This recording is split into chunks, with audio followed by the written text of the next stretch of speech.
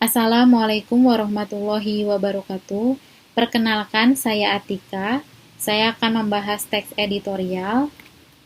Teks editorial ini merupakan sebuah artikel utama ditulis oleh seorang redaktur koran, berisi tentang pandangan redaksi terhadap suatu peristiwa atau berita tertentu atau isu tertentu, yang dimana isunya itu bersifat aktual, fenomenal, dan kontroversial. Di Indonesia sendiri, bahkan di dunia, memiliki beragam isu ya, entah itu dalam segi pendidikan, sosial, budaya, politik, apalagi nih, sosial, budaya, politik, tentunya ekonomi ya, banyak isu-isu ekonomi ya, bahkan saat ini ada isu-isu tentang kesehatan yang dikaitkan dengan ekonomi, sosial, budaya. Isu yang populer, contohnya kenaikan harga bahan pokok, kenaikan harga BBM, kemudian isu perubahan di dalam kurikulum ya, perubahan di dalam kurikulum di dunia pendidikan, tentunya ini isu besar. Dan isu tentang kemarin ada sepak bola ya, nasib sepak bola Indonesia. Bisa juga ya tentang iklim atau dan gaya hidup. Nah, ini adalah isu-isu yang sifatnya fenomenal ya, kita rasakan. Aktual, fenomenal, dan kontroversial ya. Tentang gaya hidup juga. Kemudian tentang nasib sepak bola, BBM, bahan pokok, dan juga kurikulum. Oke, apa saja isi teks editorial? Teks editorial berisi tentang fakta juga pendapat. Oke, fakta dan pendapat tadi ya. Ada yang disebut dengan pendapat atau opini, juga memiliki beberapa bentuk. Yang pertama ada kritik, kedua ada penilaian, ketiga ada prediksi, keempat ada harapan, dan yang kelima ada saran. Kritik, kenaikan harga itu merupakan kado. Nah, di sini ada kado ya, tapi ada ada klausa selanjutnya ya, yaitu tahun baru 2014 yang tidak simpatik, tidak bijak, dan tidak logis. Kado itu sesuatu yang menyenangkan harusnya, tapi di sini ada kalimat negatif ya. Jadi ini ada sebuah kritik bagi peristiwa kenaikan harga BBM gitu. Kemudian ada penilaian. Pertamina tidak bisa semata-mata menjadikan harga pasar dunia sebagai kiblat dalam membuat keputusan. Ini adalah sebuah penilaian ya, memberikan nilai itu benar atau salah. Kemudian prediksi. Ada sebuah dugaan. Redaksi menduga, pemerintah menduga, atau masyarakat Indonesia menduga gitu ya. Ini ada sebuah dugaan, jadi ada kalimat dugaan gitu, ada prediksi. Harapan, pemerintah seharusnya ikut terlibat secara bijak misalnya. Ada saran berisi sebuah solusi ya yang sifatnya praktis atau bisa digunakan atau bisa diaplikasikan. Apa bedanya fakta dan opini? Fakta ini sesuatu yang tidak dapat dibantah. Sementara opini sesuatu yang masih bisa dibantah. Fakta itu sesuatu yang benar-benar terjadi dan menjadi dasar dalam menyampaikan sebuah opini. Contoh fakta, Presiden Joko Widodo berpidato kebangsaan di Korea Selatan. Opininya, pidato kebangsaan itu dilakukan dengan sangat lugas. Ini yang dimaksud dengan sifatnya subjektif ya, sangat lugas itu kata siapa. Menurut A, sangat lugas, menurut B mungkin berbeda. Seperti itu ya. Seperti halnya teks lainnya, teks editorial juga memiliki sebuah struktur berupa pengenalan isu, penyampaian pendapat atau argumen, dan yang ketiga penegasan.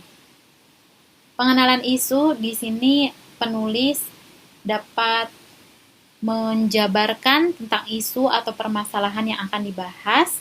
Kemudian pada bagian penyampaian pendapat berupa argumen ya, tadi argumennya bisa atau opininya bisa berupa penilaian, kritik, saran, harapan. Nah, di sini argumen-argumennya itu berupa tanggapan redaksi terhadap isu yang diperkenalkan, terhadap isu yang dibahas, gitu ya. Kemudian penegasan berupa simpulan, saran atau rekomendasi. Nah, di dalamnya ada harapan bahwa kasus atau isu tersebut bisa segera selesai atau bisa dihadapi dengan bijaksana, misalnya seperti itu. Oke, kaidah kebahasaan teks editorial menggunakan kalimat retoris. Contohnya, benarkah pemerintah tidak mengetahui kenaikan harga BBM? Tanda tanya. Ini adalah sebuah kalimat tanya, tetapi tidak memerlukan sebuah jawaban. Karena kalimat retoris ini diciptakan sebagai bahan renungan bagi pembaca.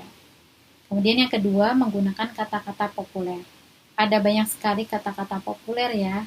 Yang dimaksud populer ini adalah kata-kata yang memang mudah untuk dipahami, dicerna oleh pembaca secara umum. Contohnya ada kata pencitraan, ada kata kenaikan, ada kata merujuk, mengenai. Kata-kata yang mudah untuk dipahami itu adalah kata-kata yang populer. Yang ketiga, menggunakan kata ganti penunjuk yang merujuk waktu, tempat, peristiwa. Nah, di sini ada contoh ya. Sungguh kenaikan harga itu merupakan kado yang tidak simpatik. Kenaikan harga itu merujuk pada peristiwa kenaikan harga BBM. Oke? Kemudian selanjutnya menggunakan konjungsi kausalitas. Ada sebab, ada karena, ada oleh sebab itu. Contohnya, pemerintah harus lebih bijaksana karena hal ini merupakan hal besar yang memiliki efek domino terhadap kesejahteraan masyarakat. Itu ya, contohnya. Dan tadi di bagian simpulan ini, di bagian penegasan yang berisi simpulan, saran, atau rekomendasi, itu memiliki beberapa hal penting ya, yang harus kita coba pikirkan ketika kita memberikan sebuah saran atau rekomendasi. Yang pertama, benar-benar solutif. Tidak mengada-ngada, tidak bermaksud untuk menjatuhkan, tapi kita benar-benar memberikan sebuah solusi atau bersifat solutif. Dan yang kedua, bersifat praktis atau dapat dipraktikkan. Sesuatu yang terjangkau. Oke? Contohnya, pemerintah, masyarakat senantiasa melakukan kerjasama, membangun sinergisitas untuk kemajuan bangsa, terutama dalam bidang ekonomi, sosial, dan budaya. Misalnya seperti itu ya, itu hanya contoh. Oke, ini adalah teks editorial. Setelah membahas teks editorial ini, mungkin kita akan lebih kenal lagi. Oh, ternyata di koran atau di media massa ada sebuah halaman berisikan teks editorial.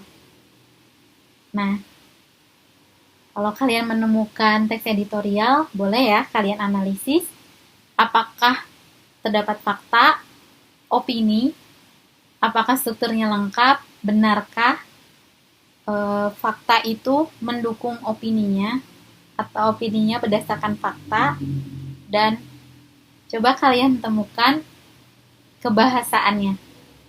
Dan cermati apakah solusi atau rekomendasi atau saran itu sudah bersifat praktis atau bisa dipraktikkan.